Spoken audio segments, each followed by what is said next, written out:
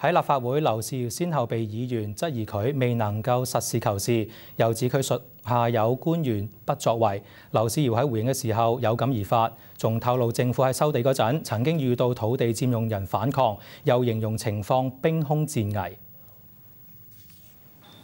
面對兵凶戰危，我可以同你哋咁講啊，臨危受命啊，臨時突然間兵變啊！